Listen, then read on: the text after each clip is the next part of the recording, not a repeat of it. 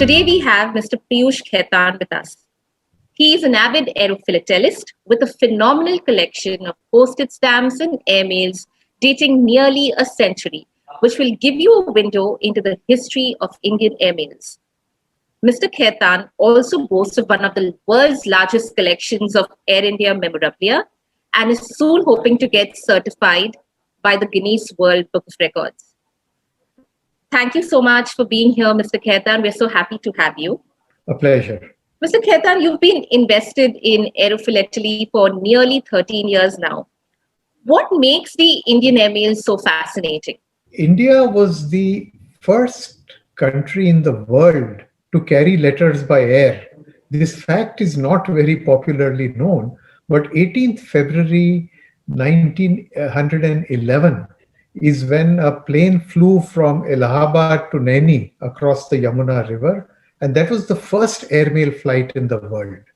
Secondly, I think just the expanse and the geographical location of India was like a halfway house. You know, Britain had colonies in Australia, the Dutch had colonies in Indonesia, the French had colonies in Indochina. All these flights had to pass through India and had to stop in India. So airports, air infrastructure, airlines were hugely developed. And thirdly, in India itself, even before, I'm talking about 1940s and 50s, there were more than a dozen different airlines flying, all carrying mail. So all in all, it's an absolutely fascinating subject. Which has been your most historical find yet from this collection? I have a cover which was meant to be the first cover to fly around the world by air. And this was in 1937, which included a transatlantic leg on the Zeppelin. So this cover started from America, and this is the first time that the Pacific was completely linked with the Asian continent. And it came to India, and then from India, it went to Germany.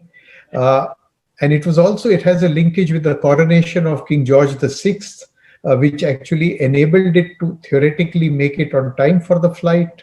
But then, of course, we all know of the crash of the Hindenburg, which therefore meant that the cover could not fly on the Zeppelin.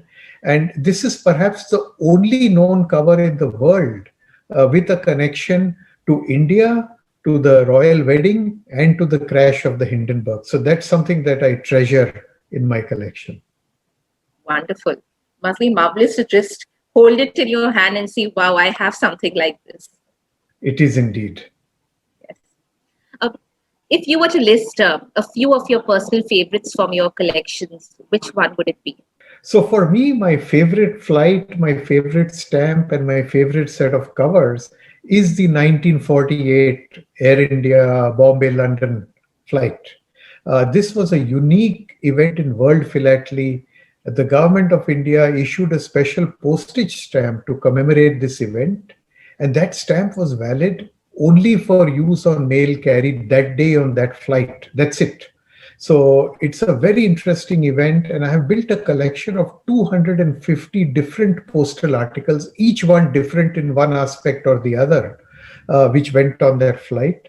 So it's something that I enjoy. In fact, I have exhibited as well on that flight. It's clearly a favorite with me. A word of advice you would give to other aerophilatelists who are building on their own collection? Okay, so I think many things. First of all, please read, research, talk to other collectors. It is such an exciting field. The moment you see something, you'll want to buy it. And before you know it, you've spent a lot of money because some of these items are fairly expensive. But please read first. That's one. Second is there is an absence of documentation or a lack of documentation on Indian airmails, particularly after World War II. So if you take 1946 onwards, and that's a very romantic era, particularly 46 to 53. So please go deep and specialize into that and do collect Air India. It's something that we as a nation are proud of. For 30 years, it was the finest airline in the world, all through the 60s, 70s, 80s. And it has a huge philatelic history as well. Thank you so much, Mr. Khaitan. Such a pleasure having you with us today. And I firstly want to wish you all the very best for the Guinness record. I'm sure it's going to be there behind you somewhere, hanging or on your bookshelf very soon. And for everyone else who want to see at least a fraction of what Mr. Khaitan does, you can go on his website. It's indianairmails.com. From there, you can also go and explore his Air India collection, which is fabulous. Subscribe to Midday India. Get direct notifications on all our videos by clicking on the bell icon.